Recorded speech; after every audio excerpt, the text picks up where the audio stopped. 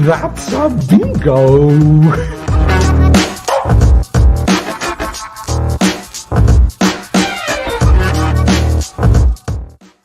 Is that the way you say it? That's a bingo. You just say bingo. Bingo! How fun!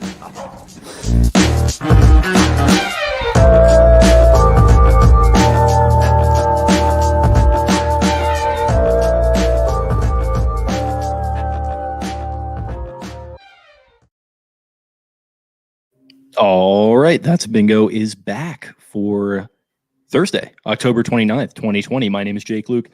I'm joined by the great Matthew S. Pumpkins up here on my screen. What's going on, bud? Doing pretty well. Not as great as the newly mustachioed Mr. Jacob Luke, but we got quite the week here going. You said you've been pretty busy at work and got Halloween, got an election here coming up, so should be the banner week.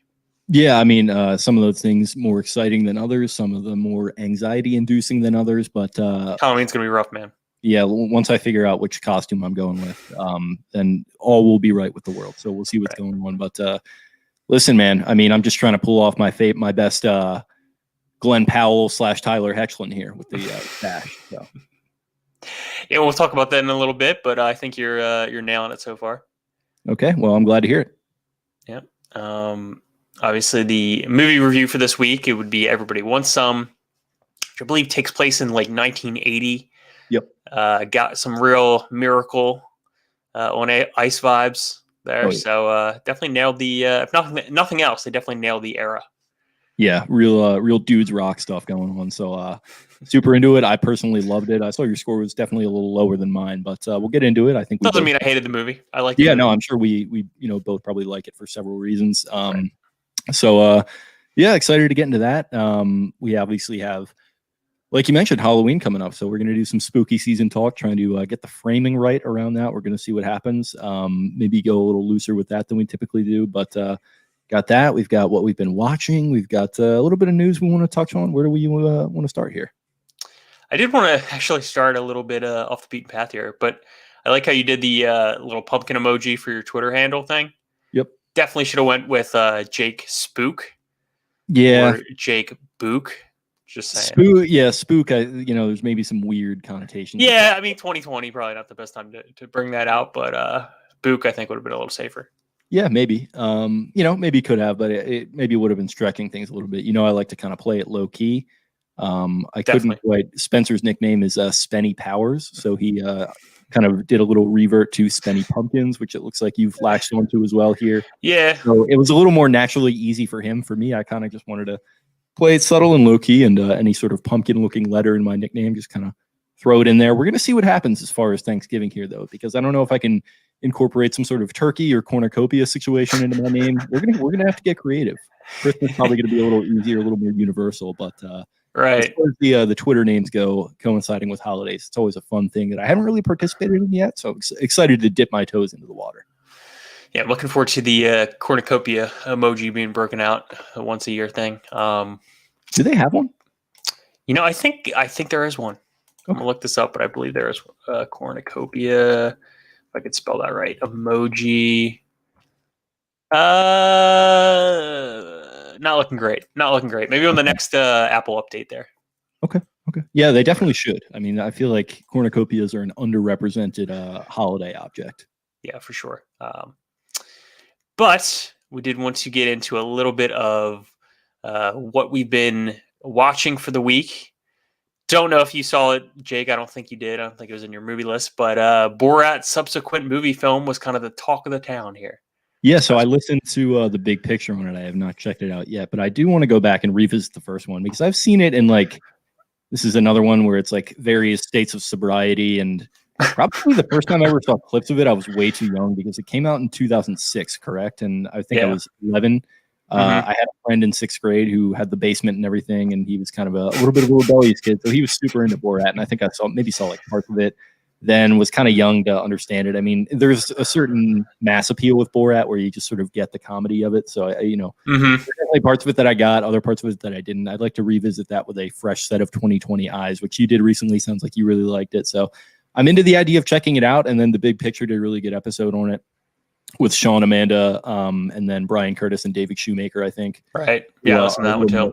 They're a little more into that political spectrum. So they kind of dissected it both from that and from kind of a comedic slash strength as a movie angle. And it sounds like it's very solid. I was concerned that this movie was going to be an absolute disaster. Like, I think I voiced those on here. So the fact that it's getting like high sevens, I think even from you, like, that's a success to me, that like you're able to revisit a character like this in an era where political humor is pretty much a dime a dozen and like kind of really not worth anyone's time, in my opinion. A lot of the time, it sounds like they did a decent job with it. So that's pretty cool.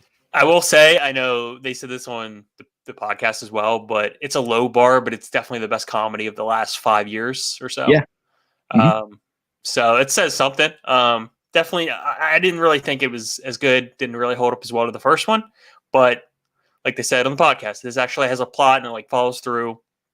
And the Bulgarian girl who plays his daughter in the movie is actually fantastic in it. I think she should be, put up there for an Oscar nom at least. And she's kind of like a relatively unknown person. I haven't seen her or anything. She has a few things on her IMDb, but no, I think this one, if you watch it and appreciate it, just for it really does. I don't know if you saw his TV show on Showtime, Who is America? But I've heard of it. No, yeah. I think we talked about this maybe last week. Definitely was heard of it. My friend in the office, who's a little bit more of a political guy than I am, was showing me some clips when it was airing. So definitely looked pretty funny. Yeah. I mean, I think it's very, very similar to that, but I think it also takes a look at some of these like wacko people and like doesn't necessarily humanize them, but it like looks at them as not like, oh, they're just crazy people. It's like they've just subscribed to a certain ideology. Maybe it's not their fault or what have you, but there's a little bit of a human element to it, and that's what I kind of appreciate. Yeah, I think like I said, I'm sort of like the political stuff. I just like it's some of it is important, but I just feel like everyone is sort of, and I think this is maybe the way that they framed it on Big Picture, is that like people are approaching comedy in an effort to get their politics out there when it kind of used to be the other way around. Right. And that's sort of where I lose track of it a little bit. Not that I necessarily disagree with a lot of stuff these people are saying, but it's just like, the world is kind of already like, I think everyone kind of knows where we're at. And like, I don't know if I need to be like constantly reminded. So it's fine. But like Sacha Baron Cohen, I think is brilliant and seems like a good dude. So maybe I'll hop back into some Borat action this weekend and also check out Who is America, and maybe some Ali G. Who could say? I mean, who could say? It's always classic. Like a good rabbit hole to dive down. Yeah, I think that's what makes this such a good comedy, because it's not like the premise of the entire movie is obviously political, like you know that, but it's not like shoved down your throat in terms of trying to teach you something. Like, so I think that's what makes it palatable for a lot of people. But yeah, no doubt. And like I said, Sacha Baron Cohen has kind of earned that right to kind of do all that stuff. So I'm into it. Any other movies you checked out this week, Jake? No, not really movies. I checked out some TV actually. So was kind of randomly perusing Netflix, and I'm not a big like randomly peruse streaming services and just kind of select something out of thin air guy. I feel like that's kind of a relationship move where you are like with the person and it's like you both want to decide on something, and it's kind of like currently single as of the moment. So I like to kind of go into my stuff and very deliberately select, but randomly was scrolling through Netflix and hopped into Halt and Catch Fire. Okay. An AMC show from I think 2014 to 2017. I think it had 4 seasons, and then I don't think it got canceled. I think it just wrapped up. And it's about the birth of and I've been on this big Silicon Valley kick. It's about the birth of like the personal computer movement, basically. Huh. So it's set in I think it eventually moves to like Silicon Valley, but the season 1 is set in Dallas. And it's got like Scoot McNairy starring in like one of the roles. And I think it's like 1981 maybe. So it's like pre-Macintosh, kind of like basically moving away from IBM mainframes and like how did the PC get invented. So it's cool. It's stylish. It's like an interesting, it kind of reminds me of like, and season 1 is not great so far. They say, the reviews all say that season 1 is kind of like okay. And then the rest of them are all critically acclaimed. So it's worth hanging on for. I at least hope it's going to be. And so far, it's pretty good. I like the style of it. I think it's really interesting sort of show to revisit. It feels like it kind of maybe just happened and just never got talked about because AMC was running like Mad Men at the time, or at least for part of it. And Breaking Bad, it was kind of still in the shadow of that. So sort of an interesting mid-tier AMC show that I kind of missed out on. I'm revisiting now. So Halt and Catch Fire. All right, I'll definitely have to check that out. I got a large number of items on my list on Netflix. Still got to get through last season of Dark, but I'll probably get there eventually. Sounds cool. Mm-hmm. In terms of movies I watched this week, I watched probably 4 or 5 extra ones besides the movie review. Just highlight a couple. Saw Metropolis from 1927. Big time fan of this one. This should have been like the golden standard. Like, this is the best movie of all time. I feel like it kind of is in the way that right. people talk about it, right? Like, or at least people that are informed that talk about like sci-fi, how like everything that has since come from that took from that. And I've never seen it. I've always wanted to check it out, and I think you sent me a link to it on YouTube. So maybe I'll check that out when I have a second here. Yeah, it's kind of like the like a futuristic like Frankenstein's monster in a way. Right. Invents the cyborg. Looks at workers in a really interesting way. And I really didn't know how I would respond to a movie with no like dialogue or anything. Like, I'm not into that type of movie style, but it was fun. You know, you just kind of follow the story, and I think that's what makes it so great and so compelling, that you can follow it throughout. It doesn't seem like a long movie whatsoever. I like my movies with zero dialogue. So okay. Yeah, I'm probably going to be a big fan. But yeah, I don't know. This probably isn't going to mean anything to you, but it seems like from what I've seen of it, it's big BioShock vibes, which is one of my favorite videos of all time. So I'm excited about that. For sure. And since you said you don't like a movie with dialogue, you would love A Ghost Story, which features Rooney Mara sitting down on the floor for about 10 minutes and eating a pie without any dialogue, any music, anything. Well, she has a nice face, so that'll carry me through this. Has a good face. Has a solid face. Okay. Casey Affleck's in it as well. Plays the ghost. Of course. Yeah, of course he does.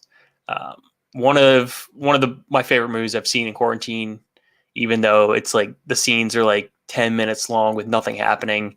Just so well made, and kind of a ridiculous concept, kind of like The Lobster, but it really works for me. Yeah, I'm not a big spooky boy, but only got a few days. Not a scary movie. It's not? No. Okay. Nope. Okay. Yeah, maybe I'll check it out. I saw you tweet the poster out of it, and I was like, it's giving me a little scary. looks kind of creepy. It does. It's there's like 1, maybe 2 jump scares, but it's listed as a drama, which is what it is. Pretty much what it is. Yeah, it's okay. Sounds intriguing. Yep, find that on Netflix. Anything else I wanted to touch on here? No, I think I'm good.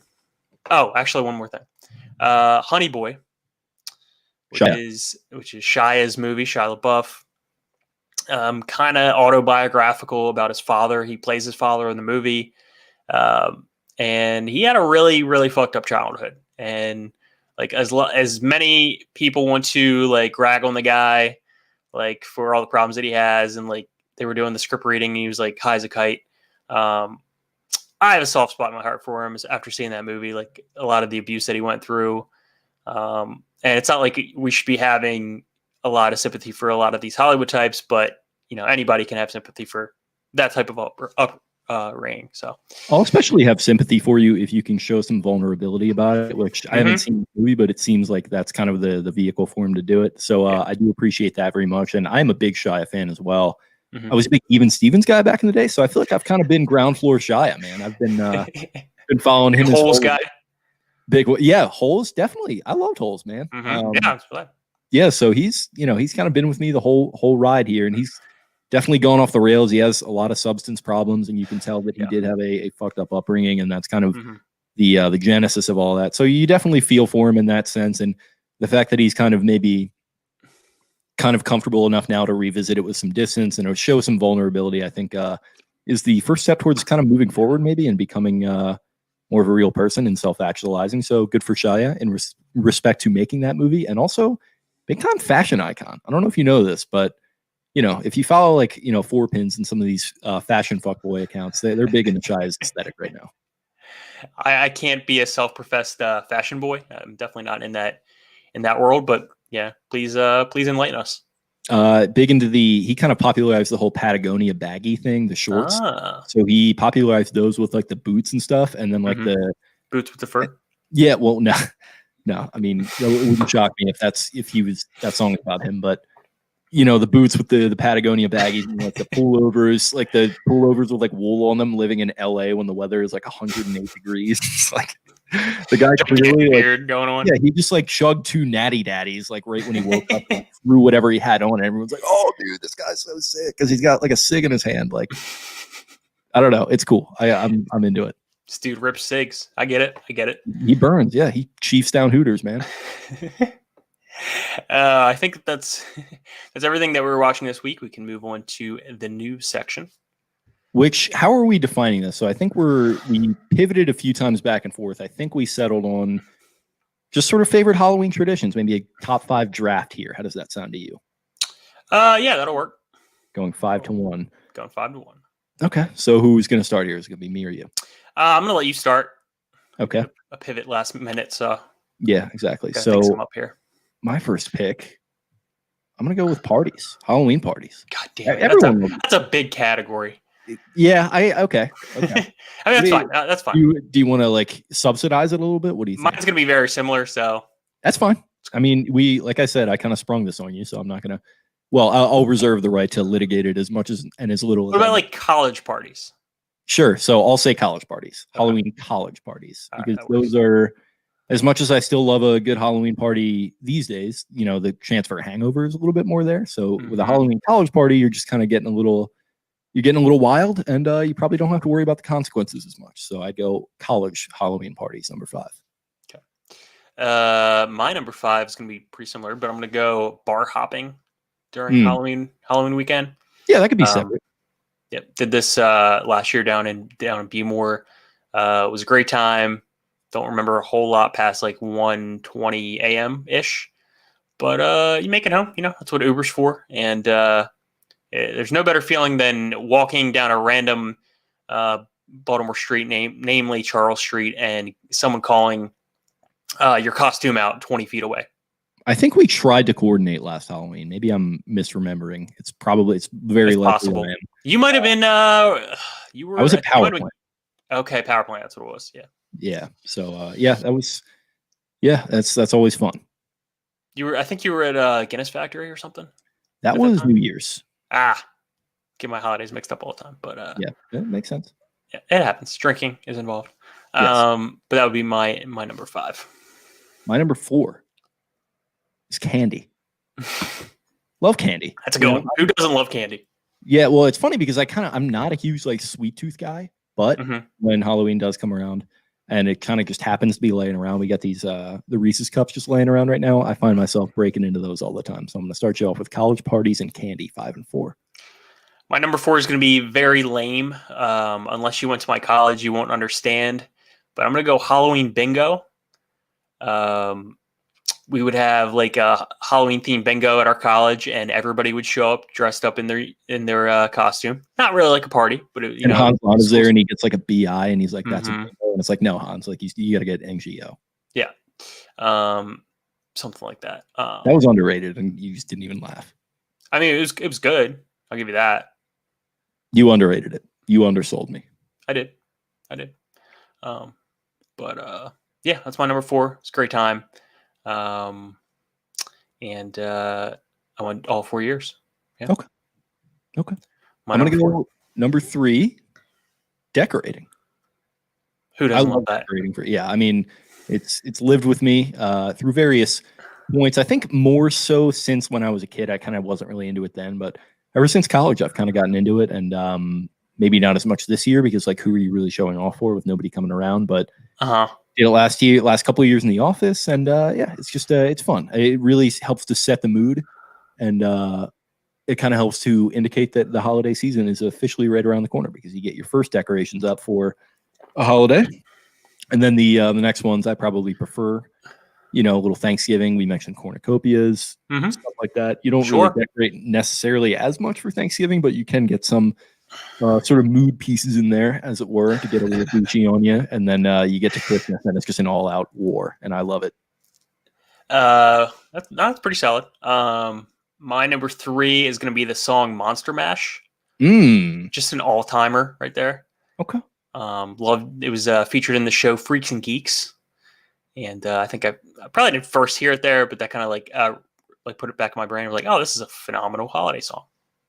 We're doing songs. My number 2 is going to be the Halloween theme song, which is maybe the greatest theme song of all time for any sort of genre holiday movie ever. I think as soon as you hear it, you think of the late October leaves on the ground, potential mass serial murderer running around and chasing after what's her name?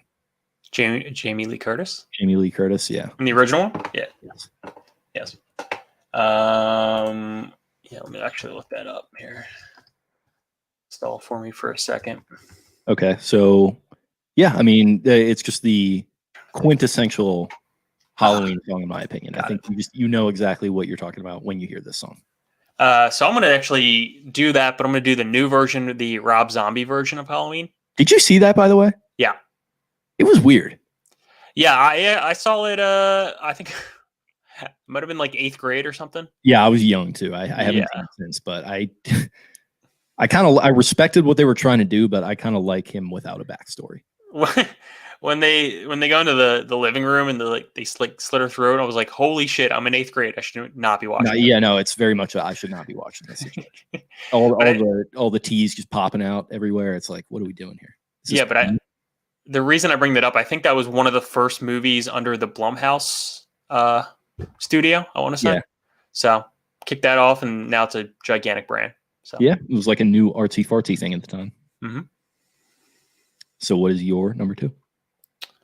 My number 2, I'm going to go with the last minute Halloween costume. Yeah, that's a staple of mine. Right. And when you got you're like, oh shit, it's October 30th. I don't have anything to wear. Let me cut out 3 circles of cardboard paper or construction paper and put it on my shirt and be 3-hole punch Jim.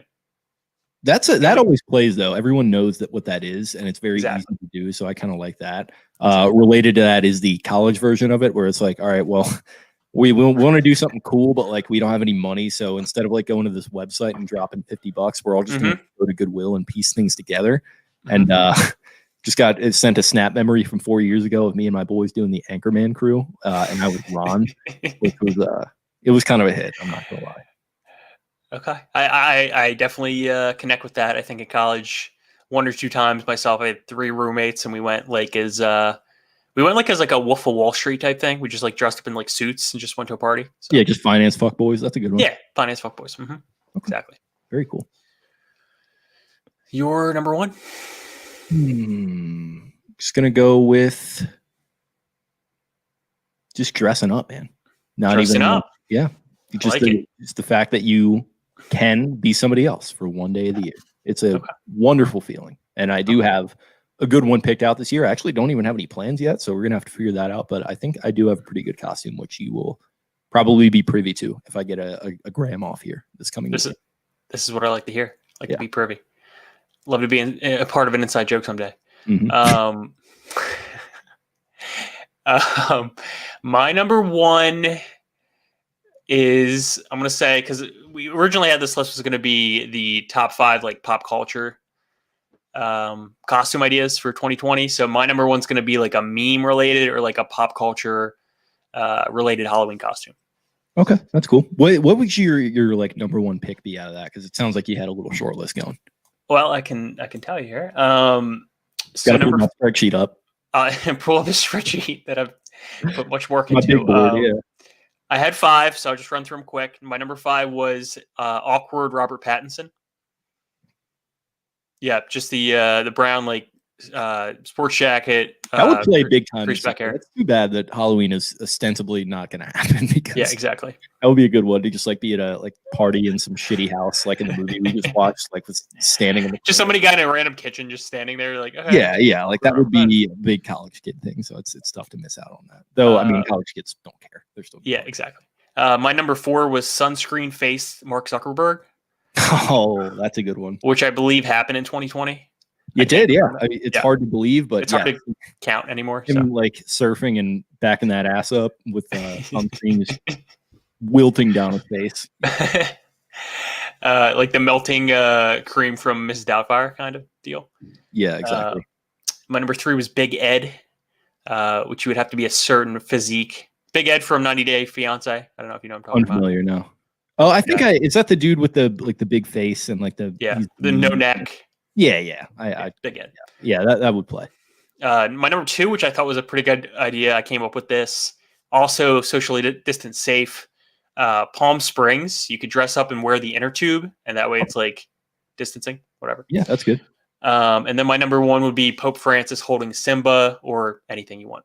Yeah, that would be kind of hard to pull off, but yeah, like you would have to like cut out like picture like the squares to like frame it in. Yep. That would be good. But yeah, I mean, all that stuff is like definitely good. But the number 1 that like I probably had in mind when I pitched that was Tiger King. It feels like everyone's just going to be doing Tiger King shit this year, so I'm kind of glad that you didn't go basic and pick that. But that definitely will be in the mix. I was going to go basic, but like all the ideas were like, oh, I'm going to be RBG, or I'm going to be like the coronavirus. Like it was all just like contrived shit. So well, you're always saying your kind of catchphrase that we have when we're talking offline is Ruth Conda forever. So I could see you doing that maybe. You know me so well. You know me so well. Queen. Oh God. The notorious RBG. Yeah, and you know, Black Panther, like you just get a Black Panther costume and an RBG costume and just sparks are gonna fly.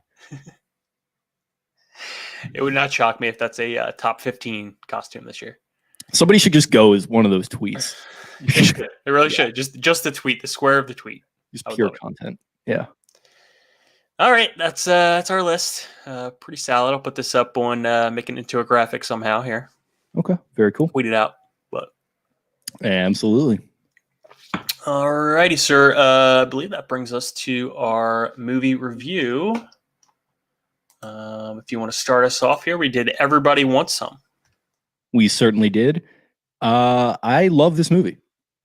I didn't know what to expect. You know, you hear sequel, spiritual sequel, whatever, to Dazed and Confused. That's one of my favorite movies of all time. I think one of the best movies ever made, honestly. Like, I don't think that's hyperbole to say. So the idea that he's going to come in with this sort of similar concept and similar sort of disparate characters coming together, I don't know like what I was expecting. I figured I was going to like it.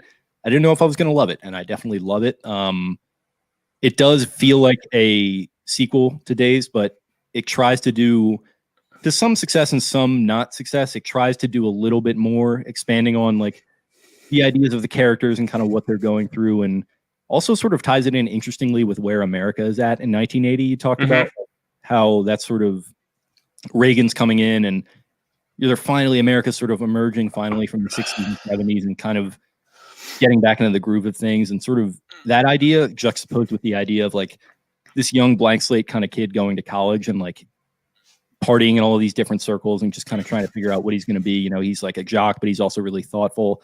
In that way, he's kind of an expansion of like Pink Floyd from Dazed and Confused. So I think pretty much exactly what I would have expected from a follow-up. And also, is this like one of the best baseball movies ever made?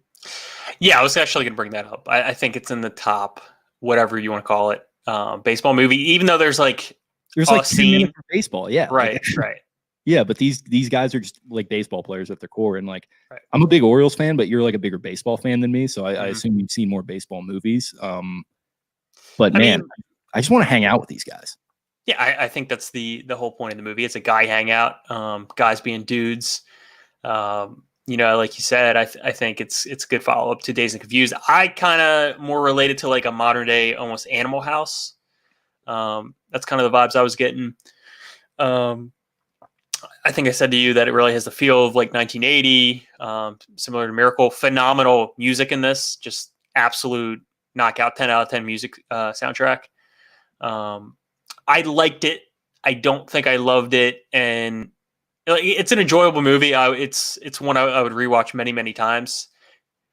I'll get into it a little bit in Throwing Tomatoes, but just like some of the, I just wish it would have picked a lane. Like just pick a lane and just go. Yeah, it does. It does a lot, and like I mentioned, it succeeds in some areas, doesn't really succeed in other areas.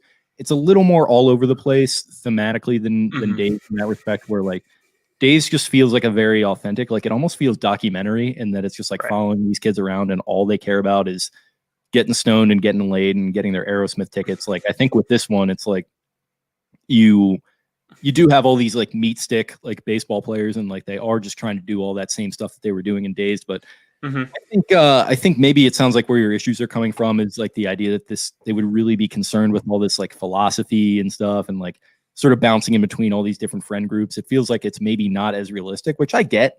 But I do think there is some realism in that it's worth exploring. And I do think that it's handled about as well as you could handle something like that. It feels like if another director would have done this, it would have felt super forced. Like stuff about them bouncing around with like the punks and like the country kids. It would have been, I don't know, like it would have reminded me of something like Can't Hardly Wait, where it just feels like very trope heavy and shit like that. It's just kind of like, it's very free flowing and just kind of, and touches on all these different ideas and stuff. And it does get maybe a little all over the place, but I think where it sort of brought it all the way in was his interaction with the Zoe Deutsch character and this sort of artsy kind of group. And there's they kind of fully bring around with the emotional resonance of it and the fact that he's not just some beefcake baseball player who's just going to like, do whatever. It kind of fully rounds out who this Jake Bradford character is, because in the beginning, he is literally just Mitch Kramer, who Mitch Kramer is like my only real issue with Dazed and Confused is that kid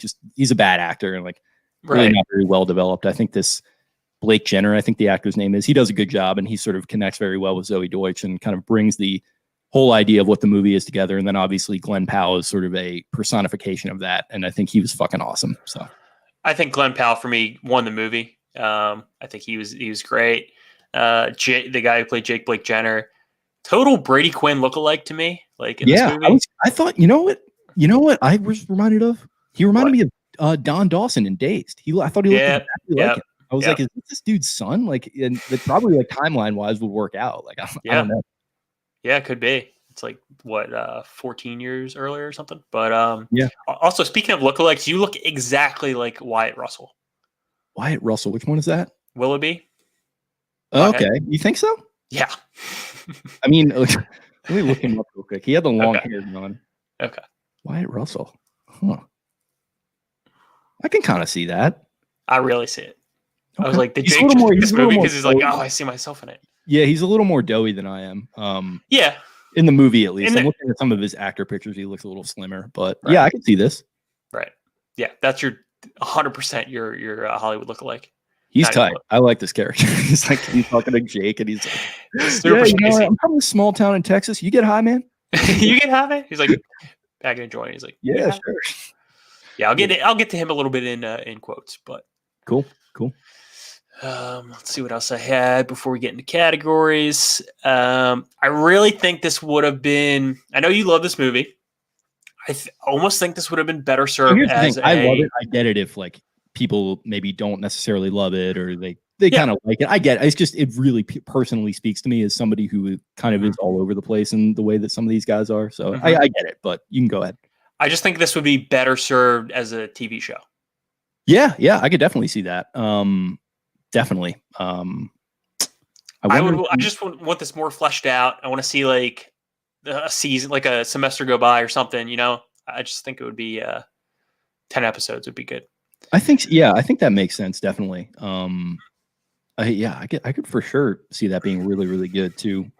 But to that point, I think this is. I also wanted to mention one of the great like in real time movies I've seen recently. Like it starts out 3 days or whatever until class, and it's just real time. Basically, you're just following them that whole weekend before school, and it really catches that vibe of like when it's time to go back, and like you got to go move all your shit in, and you got a whole weekend in front of you, and you're like, time to get nuts, and like that's just like they totally capture that from the beginning of the movie when he gets there and the house is all shitty, and him and Tyler Hoechlin are like going back and forth, and then like he meets the other guys upstairs, and like they're filling up the water bed, and it's just like that sort of he captures that sort of pre-weekend like energy, and not only pre-weekend but like semester weekend, and they're all like testosterone heavy, and they're just not kind of busting each other's balls, and they get in the car and they're like, it's just fucking humming, like they're singing the Sugar Hill Gang song. Yes. Like, it's just like, dude, as soon as that started, I was like, okay, I'm all the way in on this. That opening 20-30 minutes definitely brought me in. I really connected to it, especially from the perspective of Jake, like being a freshman, and it's like that's the first weekend, and you're like everything's exciting, everything's new, like you're the new guy on campus. Definitely connected with that. So I think they Linklater especially played that off really well. Yeah, and the idea of just like meeting people, and just because you're all in the same situation, like there's no discomfort. It's just like, all right, well, we're on a team together, and we're all going to live in this big shitty house, and like there's the other house next door, and we're all just going to be surrounded by each other. Let's go get a beer. Like that's something that I didn't know what I was expecting when I went into college, but I had kind of a similar experience where me and my buddy moved into our room. I knew my roommate. And then guys just started filtering into our room, and I was like, "Wait, what's going on?" And like, all of a sudden there were like 15 people in our room. I was like, "Shit! Like, this is what are we doing tonight?" Like, so it kind of brought me back to that too. So I think I was interested to see how like Linklater was going to capture college, because he captured like high school so perfectly, and I feel like he did, at least for like this aspect of college, being on a sports team and like that weekend leading into the first semester. I think he did it about as well as he could. Yeah, I mean, he definitely has a fascination with like the youth perspective on things, like with Dazed and Confused. This movie, Boyhood especially, it goes from like ages 5 to 18 or whatever it is. So I think he definitely connects with that. Before Sunset, kind of like the post. It's kind of like the post college, like the 4 years after. Like, what's your direction? Like a guy just goes off to Europe just to travel. So I think he definitely has this experience in his own life where he's able to connect with it well. When I talk about how there's no comedy right now and there's nothing fun right now in movies, or not nothing, but like when I just sort of lament the fact that there's not enough just sort of fun being had, and like I get that we're in a tough spot as a country. This is the type of movie that I'm talking about. Like, yeah, not even just like the fact that it's really funny, but the fact that it is just so much fun, and it just puts you in a time and a place. Very authentic, very well crafted, feels high quality. You mentioned it could be a TV show. I think that's fine, but I do think we're probably reaching maybe a critical mass of this whole TV show thing, where it's like, does everything need to be a TV show? Like I think about like The Last Dance. Like I feel like that could have just been a 3-hour documentary, right? Like, For sure. That need to be a 10-hour TV show. So like this definitely is something that I think could have really worked in that aspect. But I think the idea of it just sort of being a 2-hour self-contained story where you don't have to go too deep into the characters. You don't have to do like X, Y, or Z.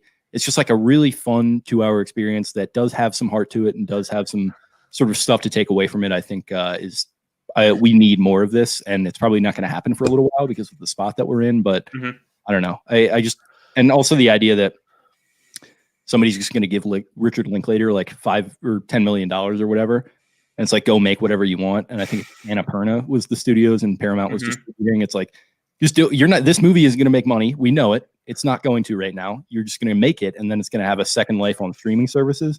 This feels like to me like they need to get this on like Netflix or something right now, and like start to push it big time, because this feels like similar to Dazed. I feel like this movie is going to have a second life at some point. Dazed, like it was not popular when it first came out. It got released on VHS and stuff, and sort of started to get big and have this second life throughout the 90s. I feel like the same thing is going to happen with this movie, and and I think this was on Netflix at one point, but just I'm looking it up. But I think whoever gets their hands on it and starts to really kind of push it, I think is going to help the movie have some success in a second life here.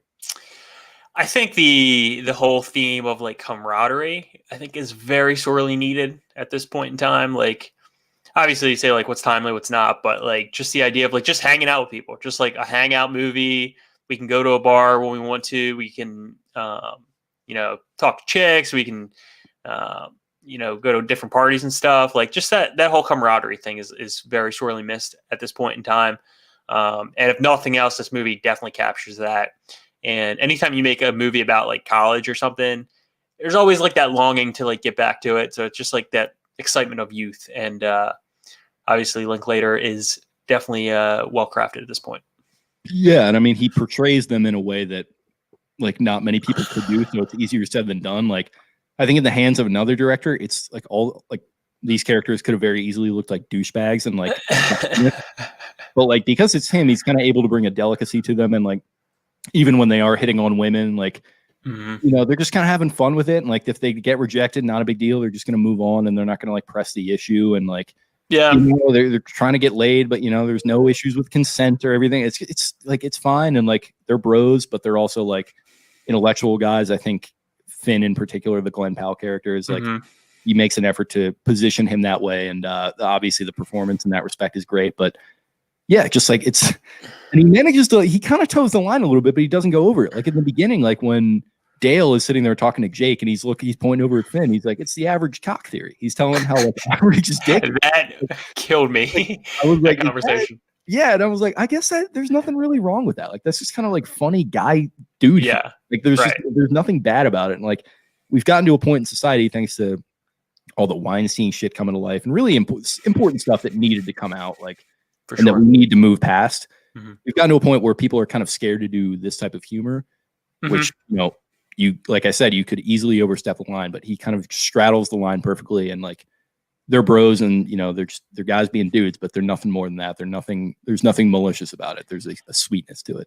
Yeah, I mean that's perfect when you're not creepy, but at the same time you're not like winking at the camera, like, oh, we get it. It's 2017 or 2016, whenever this came out. The average cock conversation, absolutely hilarious. Doesn't it kind of throws the girl off guard, but like it like gives her weird comfort, like that whole thing that was there's like really three funny. of them just crowding him, and he's just holding it, like talking about it. It's incredible. Like I don't know. Glenn Powell, that dude needs to be like a comedic star very soon because he pulls it off. Like I don't think many people could. Also, definitely empathize with the character Billy Autry, like the guy from Texas who like everybody would rag on. He seemed like a pretty cool guy, but yeah, exactly. But yeah, that's just the thing where like you come up with like shithead nicknames for your friends. Mm-hmm. Like, I've definitely done that. I was the nickname giver rather than anything else. So like, I've definitely been on the right end of that, not really the wrong end. So I can see how it'd be annoying. But he's kind of a dick to Jake in the beginning when Jake's just trying to get laid. And he's like, Jacob, you're gonna have to go find the room that it was set up for. And it's like, well, it's already taken. But he does wind up being a stand-up dude ultimately. So. Also, like Zoe Deutsch, not seeing her in anything else, and she was amazing in this movie. Leah Thompson's daughter. No way. Yeah, I was wondering what she looked familiar from. I was like, I know I've never seen her in anything, and it turns out, of course, she's Leah Thompson's daughter. That's awesome. They were like clones, basically, and yeah, she was really good. I think I might be in love with her. So, well, buddy, you may have some competition. You might have to get in line, yeah, but throwing that out there. Interesting. That is actually that's really cool. Yeah, I think she's going to be well on her way to being a movie star, but yeah, hopefully. Only 25. So, absolutely. Anyway, anything else before we move on to our categories? No, let's hop into it. Alrighty. So first off, starting it off, Throwing Tomatoes. Just getting this out of the way. I did say, kind of felt disjointed at times, and I wish I would have picked a lane. Like it was obviously, like with most of these movies, you're going to do a formula movie. You're going to have a love interest. You're going to have some sort of loss and then regaining. But for me, like I more wanted this to be Animal House than anything, and it just wasn't that. It's my only nitpick, but it's probably just a personal thing.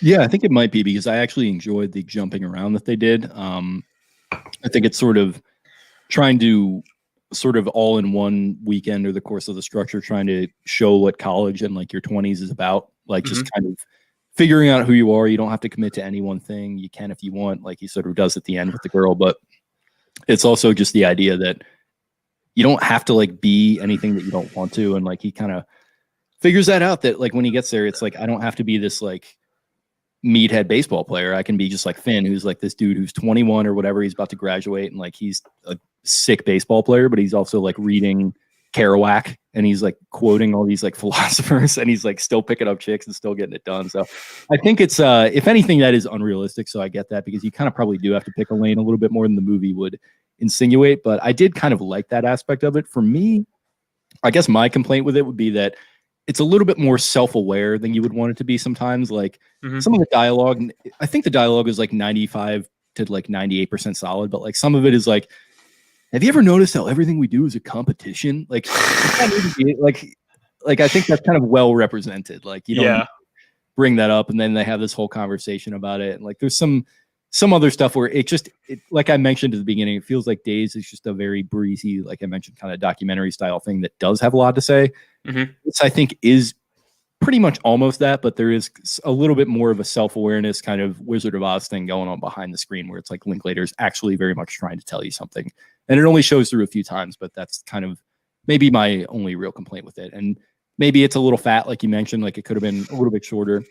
I say that about a lot of other movies, and I think this is such an enjoyable watch that it's kind of hard to say that, but you probably could have cut it down a little bit. That's pretty much it, though. I also really did enjoy the scene when they went to the theater like house party. Yeah. And like it shows like Jake can like, I don't know, like evolve is the right word, but he's like he can kind of be like two different people at once. Like I think that's kind of cool that obviously he likes this girl, but he can kind of show off that side of him too and not be afraid.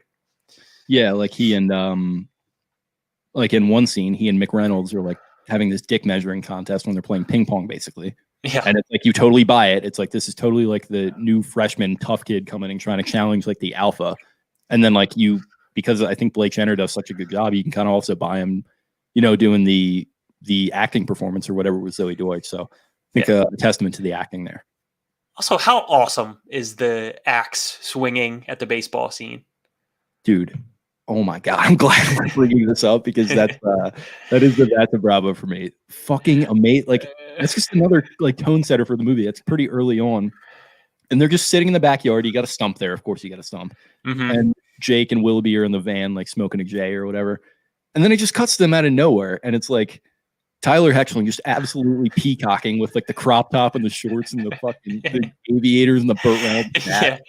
He's like, $10. I got to get 2 out of 3. Like, it's like, oh God. It's like the tube socks too. Yeah. Yeah. And I think his swing is fucking incredible. Like we can get into it in trivia, obviously, but former baseball player, and he just fucking like chops at it. And he's got like the follow through and everything. And it's like, it's interesting because I mentioned Mitch Kramer and Wiley Wiggins, and like that's really like when you watch the baseball scene in Dazed, like that kid clearly cannot throw a ball, and they're cutting away from him and trying to like music or like kind of cut their way around it. Like these dudes are all baseball players. Like I think most of them actually did or do play. And I think he went around to certain colleges and like recruited kids specifically for the role that were athletic. And Tyler Hoechlin, man, what a absolute specimen that dude is. Just like throwing baseballs at him, but he's just chopping them through the air with an axe, like just an absolute golden god. That dude needs to be a movie star.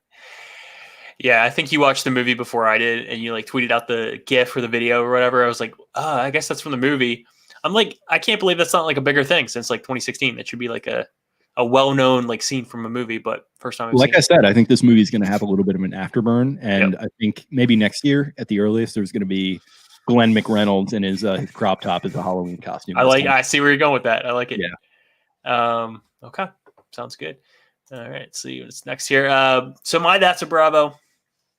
I really do believe all great comedic sports movies need like this motley crew type deal.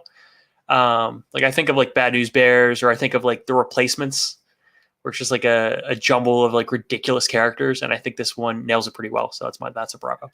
It does, but they also feel really grounded, which some of these other movies really can't do. Like a movie like Major League, which I love. Like you look at some of the characters of that movie, even the first one, which is more grounded than the others. It's like they're pretty ridiculous. But like I mentioned, just the authenticity of this movie, like it's a motley crew and it's a bunch of like shithead, like, jocks, but like they also feel like a lot more realistic than other movies. And just that whole idea of like the team aspect and like they're all kind of trying to one up each other, but they're all still boys. It's the perfect sports movie in that sense. How insane is the Jay Niles character, the guy from Detroit, who like is like a psycho? He thinks he's like the next Randy Johnson or whatever. That's the one character where they're kind of pushing it with the realism a little bit. So yeah, I get that, but that character is really funny. And he's at the bar and like he orders the screwdriver. But dancing up on every girl in here. He's like, that's actually not true. I haven't seen you dance with one of them. He's like, yeah, I have. I'm gonna get a screwdriver. He's like, who orders a screwdriver? Who orders a screwdriver? I order a fucking screwdriver. Everybody know who orders a fucking screwdriver. Like that character is like insane. So that's kind of the one that I look at. It's like, yeah, you're maybe pushing it a little bit, but it goes back to the idea that like pictures are insane. And then he has that standoff with Mick Reynolds where they're like locking horns, which is another really great scene. So I think I like that character a lot. But that goes back to the very beginning of the movie. They're like introducing Jake, and they're like, "Oh, what's your position?" He's like, "Oh, pitcher." He's like, "Left-handed." He's like, "No, I'm right-handed." They're like, "Oh, thank God." Yeah, and like Mick Reynolds like shakes his hand and like he says pitcher and he like wipes his hand off. He's like, we're not going to be friends because I don't like pitchers. And just an interesting sort of dynamic there. And another great sort of aspect that that Linklater knows what he's talking about when it comes to baseball, because all the pictures, even outside of Niles, are like kind of weird and like kind of head cases. And then you got like Mick Reynolds is like the captain, so he's kind of like the spiritual leader and like the alpha. And then like you got all these other like shitheads that are like running around. And Dale is sort of course, the one black character. You always got to have the one black guy in the Linklater movies. He's just like kind of the cool, calm, collected like bulldog. So all the archetypes are there, but they're not as kind of ridiculously shoved in your face as some other movies. Agreed. Let's see here. So for keeping score, like I said, great music movie. Tons of licensed music, but you mentioned it already. This was my favorite. I love the Sugar Hill Gang there in the car right towards the beginning there. Yeah, I think it might be a cover of the original version that they're actually singing, but it's pretty much indecipherable. It sounds like just the original song. And I think that song came out a year before the movie is set, which Linklater is always very sort of meticulous about being Rapper's Delight, really? Yeah, I think 1979 maybe. Okay.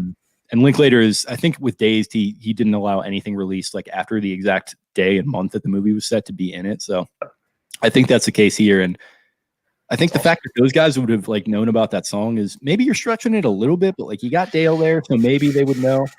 And there's token black guy would know. Yeah, exactly. So like they're all just kind of like, and fucking that's when Glenn Powell really starts to like ramp it up, and it's like, all right, it's gonna be like the star of the movie, and he's like, I'm the lovely Finn, and I love to say hello, and he like sings it, and throws it back to them, and like they're singing it, and like the two freshmen obviously are sitting there kind of like, what the fuck's going on here? And it kind of gets weird for a minute, and you're like, how long is this going to go? And then for whatever reason, like they all just go in at once, and it's like, oh shit, I'm back in on this. This is an incredible scene. So that might be my favorite scene of the whole movie among many. Okay. Did you have any other music to discuss?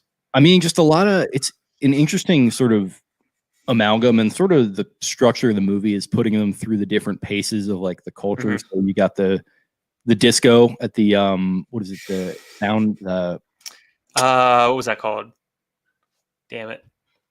Super cool paint job system there. I think the sound system, right, is the disco bar that they're going to. I think that's what it was. But yeah, I mean, you've got a lot of disco, which is kind of heating up at the time. It's interesting because disco, like Dazed is set in 1976, and disco comes around like the next year. So Dazed doesn't have any disco in it.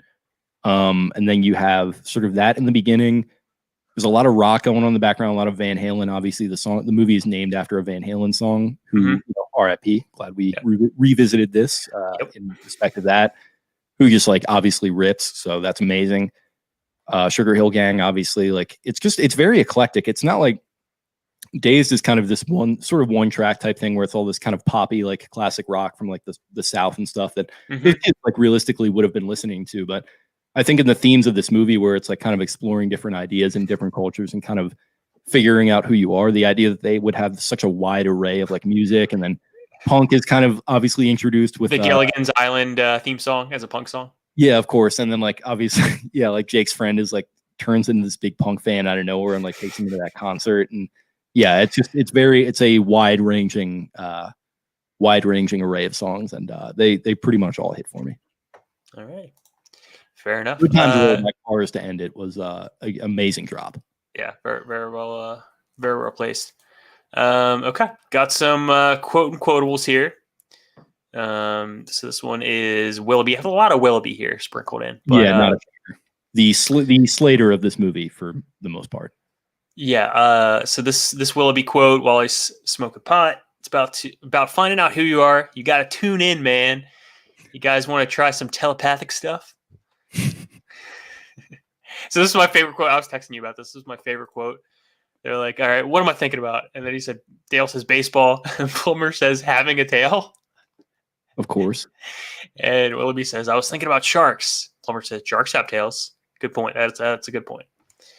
I think the brilliance in that is like the smartness of the writing, because there have been plenty of like stoner conversations that like they try to depict in movies that just sound so stupid that it's like, all right, I can't even believe this. Like, I'm sure you've been a part of plenty of situations like this. I know I have. And like, there always is some intellectualism rooted in it. Maybe that's just me trying to be a little too complimentary of myself in those situations, but it kind of feels a little more like they're depicting it in this. And it's like, it's funny too. I mean, it does remind you of the Slater and Dazed with Martha Washington was a hip lady, man. Just kind of like the dumb shit that you bring up, but like they're just so into it and they just like they sell it so hard. I think it's great acting in that scene as well. Yep. We were just talking about this. Jake saying, I'm starting to have an identity crisis. We danced to disco, danced to Cotton Eye Joe in shit kicker attire, and here we are, punks for a night. And Willoughby said, you gotta fucking embrace your inner strange, man. Just be fucking weird, you know? And that's what the whole movie is about. Like just sort of figuring yourself out isn't easy because you have to kind of show some vulnerability, which is obviously not easy to do. And that's just sort of what Willoughby is saying there and what the whole movie is about. And that could maybe fall into the whole, like, it's a little too self-aware category, but I do think it serves its purpose and I do like it a lot. And some playfulness here between Beverly and Jake. So how did you know what room I was in? Of course, that was room 307. Jake says, I'm an investigative journalism major. Beverly says, so I guess you know my name then. And Jake says, yes, as soon as you tell me. And then there is no investigative journalism major at this school. No, it's fine. All right. Nice. It's all about closing the deal in this, exactly. in this movie. So let's see what else we got here. Two more quotes. Finn says, it's also damn tribal. That's the pack mentality, all the adrenaline. Jake says, does that mean you're not going? And Finn says, I didn't say that. And then it just cuts to them immediately. Yeah, immediately there. Yeah. And then my final quote here before we get to trivia. Plumber says, we have a little tradition welcoming the new guys. And everybody goes, freshman batting practice.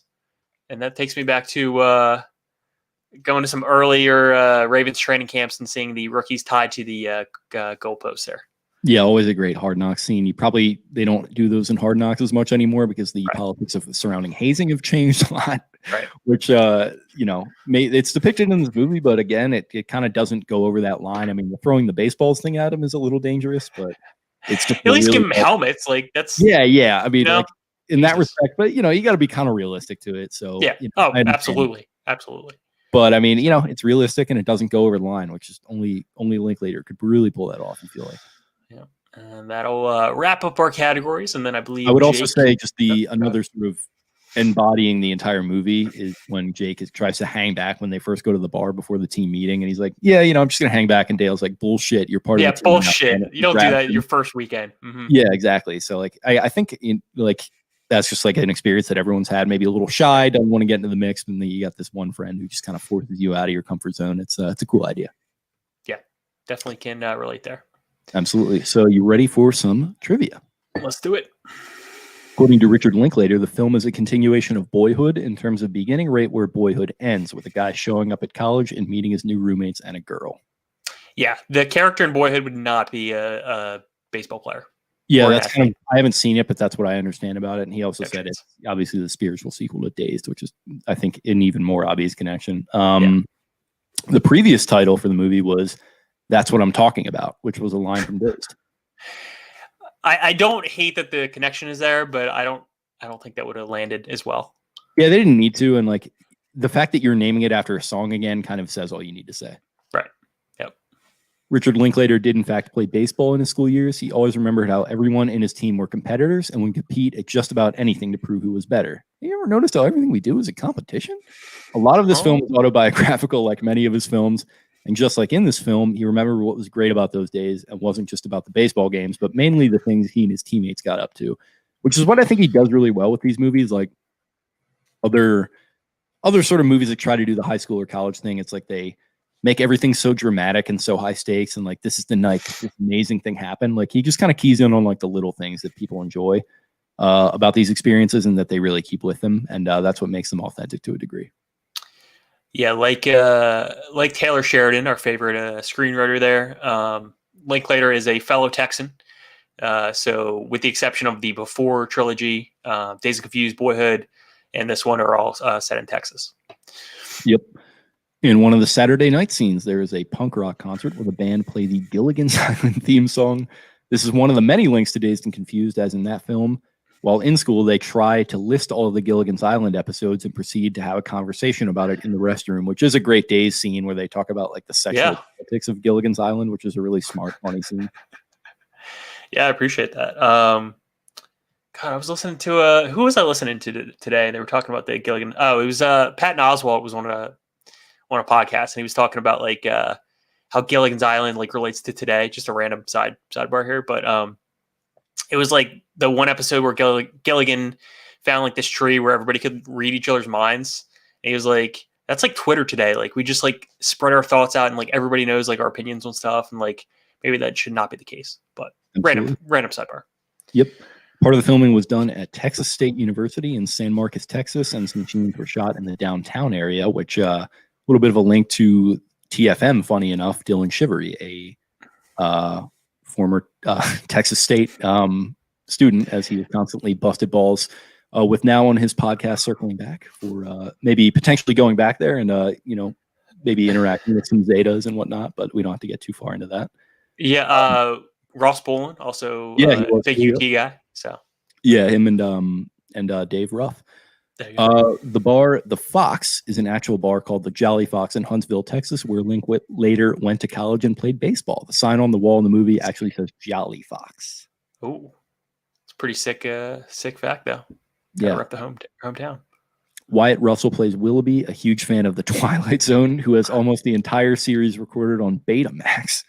In reality, Russell's grandfather, Bing Russell, appeared in 2 episodes of the series. He played in The Twilight Zone's The Arrival and Ben Braden in The Twilight Zone Ring-a-Ding Girl. Have you seen any Twilight Zones? And his dad is Kurt Russell. Kurt Russell? Yes. I just looked it up. Really? Yeah, because you said Bing Russell. Bing is, I think, Kurt's what? I don't know. But Kurt Russell and Goldie Hawn. That's his parents. Very cool. That is very cool. So a little bit of a relation there. I like that. Does your dad look like Kurt Russell? Actually, kind of. Now that I think about it, Kurt Russell's got some mean lettuce, so he's kind of not doing so well in the department. Okay. But he's my dad's got some tan skin. I don't think you've met my dad actually. So yeah, no, but he's yeah, I could see that. Okay. Just throw it out there. Yeah. The movie title and the song playing during the preview, Everybody Wants Some, is from the rock band Van Halen. It's taken from the 1980 album Women and Children First. I will die on this hill, but early Van Halen is the best Van Halen. I got to dive back into Van Halen. I love a lot of his individual sort of efforts, but I haven't gone through the catalog very actively. I really want to do that. I was actually going for a run the other day, and Panama came on, and I just fucking blasting it. That might be my favorite Van Halen song. Take Your Whiskey Home. Great song by them. Okay. I'm also I'm a big Girl You Really Got Me. Okay. After Sex, Finn predicts the Astros will go to the 1980 World Series. While they did make it to the NLCS, they lost to the Phillies 3-2. The series has been called one of the most exciting in history. The Phillies went on to win the World Series in 6 games. Damn. Would have been way more impressive if he would have said 2017, just like Sports Illustrated.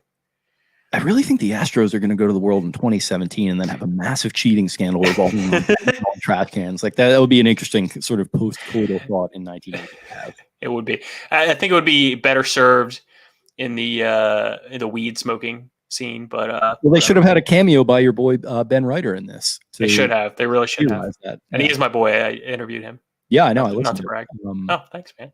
Yeah, but listen, one of my favorite sports books to this day. I mean, it doesn't age very well, but great book. Not at all. And he's kind of like he's the I think he's got the number 4 sports podcast in the world right now. Is he still with SI? It's I think he is, but it's like diving into the Astro cheating scandal. Yeah, I've listened to him on Dan Patrick and stuff. He's an interesting dude. Yeah, good guy.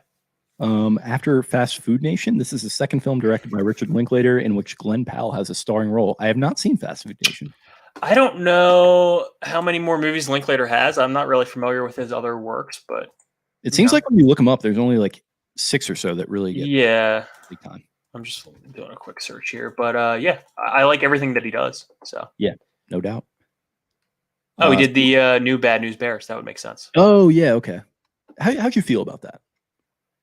Definitely not as good as the original. I'll tell you that much. Yeah, I definitely like the original better. And he directed School of Rock. Yeah. School of Rock is great. Yes, it is. Actually, I was just testing you. It's 9. I'm not cool enough. My favorite line. What happened to Jack Black, man? I love that guy. I mean, after Tenacious D, he kind of like fell off the face of the earth, but just got market corrected a little bit. He's on that one. He was on that Showtime show or whatever it was. He also plays the same character in every movie, but it's fine. I love Jack Black.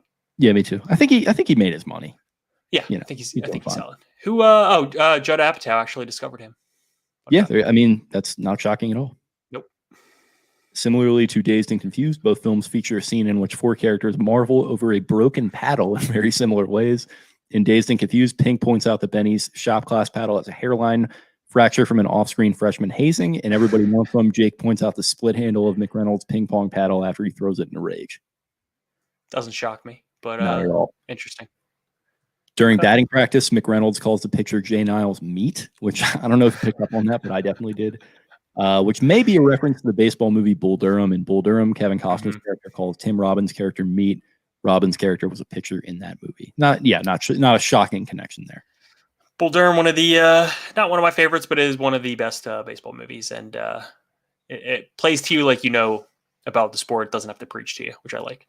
Yeah, it doesn't preach. It's very sort of just about the characters as opposed to like the trying to be about the sport and the characters, which I like. Very exceptionally horny too, just like this movie. So a good connection there. Crazy horny. Yeah, for sure. Wigwam server Kay Epperson's second film with Linklater. She previously appeared in Bernie from 2011. All right, fun facts. And that is pretty much it. That's all they got on trivia for IMDb. It's obviously only a 4-year-old movie at this point, so maybe more to come. But I mean, there is other stuff. Like, I don't know how deep you dove into research, but all of these guys lived together on Linklater's ranch for like a month before they started filming. That's a big thing with especially modern movies to get the chemistry up there. Definitely shown through in this movie. You never see the movie End of Watch with Gyllenhaal and Michael Pena. I've definitely heard of it. I haven't seen it yet. They play like two like buddy cops, pretty much. Yeah. They didn't actually like each other until the director forced them to basically go on these like ride-alongs for like 6 months straight to like build up the chemistry, and then it played out well on the big screen. But yeah, it was kind of, and like I mentioned with them having to look like real baseball players, I think in a lot of ways it was a reaction to Dazed, because if you look at some of the research on Dazed, and I think I was reading an oral history of this, and I think they explicitly mentioned that Dazed had like a really cliquey set, and a lot of the actors did not get along. Like the kid who played Pink and the kid who played Pickford, who's the one who's supposed to have the party. But that Pickford character was supposed to be like a really big character, and he's just like was an asshole on the set and like didn't get along with anyone, and he was like hooking up with that girl that he's like boyfriend with in the movie. So they're like getting really cliquey.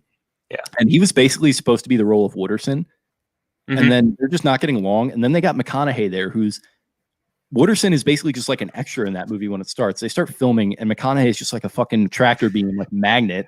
And it's like, hey, we're just gonna like go with this guy, and he's just gonna play the important role and like be really likable and like become a movie star, and like you're just not. So like he was like, yeah, I'm not doing that again. Like all these guys have to be friends, and like there has to be a real chemistry there. And I think that was a smart decision. It really shows through.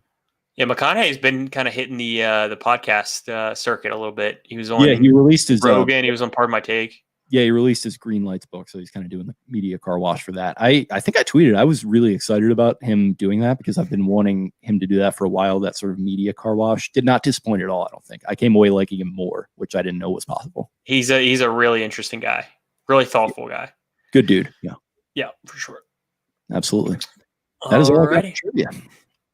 Yeah, I think that'll wrap it up. Like you said, I hope this movie gets a little bit more life, you know, as it moves on a little bit. I was a fan. I think it's going to be something that I rewatch a couple of times here in the future. But I think you might bump your rating up if you revisit it again. I will. I probably will. I didn't hate the movie. I didn't dislike it. It just I had some issues with it. But you're a harder grader than me too. I'm a difficult grader unless it's a movie that I love, and then I'll just go balls to the wall 9.9. But for sure. Whatever. Yeah. Really, really like this one. But I think it is time to get on to our next movie review. And I did want to get to something a little, relevant, with the times, as they say. But we're going to do The Ides of March, which is a political movie. I've never seen this movie, but looks like it has a cast of characters. George Clooney, who I believe directed it, got Gosling in there. Evan Rachel Wood before Westworld. Yep. Philip Seymour Hoffman, big fan. So should be a good one. Yeah, it is. I have seen this one. I have a little bit of a personal connection to it because my brother went to Xavier University where it was filmed, and he was there at the time, as we discussed before. So, yeah, excited to revisit it. I remember liking it upon my one and only viewing of it. So, very fitting with the times, like you mentioned. And yeah, it's going to be an interesting watch, I think, with the election pretty much a week away. Yep, Tuesday, and I believe you can stream this on Amazon if you're looking for a streaming service. There you go. So a little Clooney, a little Gosling, never hurt anyone. No, God, definitely. Yeah, I think that'll wrap it up there, Jake. Very cool, bud. Well, I appreciate you joining me here on this lovely Wednesday night. I hope you had a fun time talking some Everybody Wants Some with me and some spooky season stuff. Really appreciate everyone tuning in, and we hope you guys stick around for the remainder of the fall season here, as we're going to have plenty of, I'm sure, fun fall picks as we move forward. If you liked what you heard, please rate and review the show. Also subscribe to us wherever you're getting your pods. Follow us on social media. You can find us on Twitter at BingoPod. You can find me at Jake Luke. That's LOUQUE. You can find Matt at mpine_. That is Pine with a Y. And follow us on Instagram at thatsabingopodcast, where we're posting all of our clips for social media and the movies we're watching. So once again, appreciate everyone listening. You guys have yourselves a great week, and we'll talk to you again very soon with the Ides of March next week. Booyah. Peace.